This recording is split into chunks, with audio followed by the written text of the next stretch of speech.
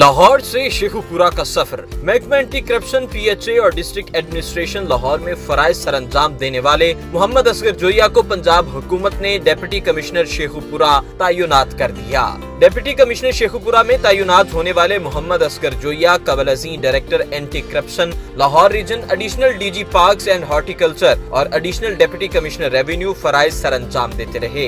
अराजी record centres में खेवट मिटिशन issue, सरकारी जायदादों पर कब्जों की रोकथाम और लैंड माफिया के खिलाफ सख्त कार्रवाई, रेवेन्यू रिकॉर्ड की बरवक्त दुरुस्तगी और फैसले और पब्लिक इंटरेस्ट के लिए उठाए जाने वाले इक़दामात नुमाया तौर पर देखे गए।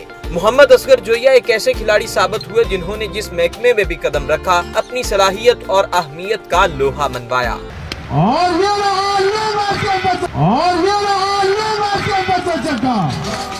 क्या बात है, पूरा फायदा उठाया।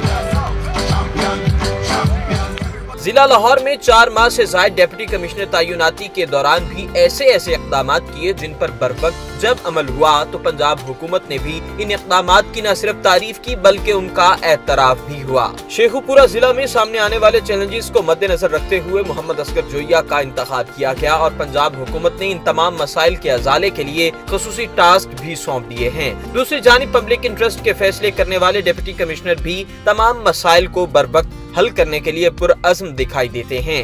ज़ीशान अली, मीडिया 92 लाहौर।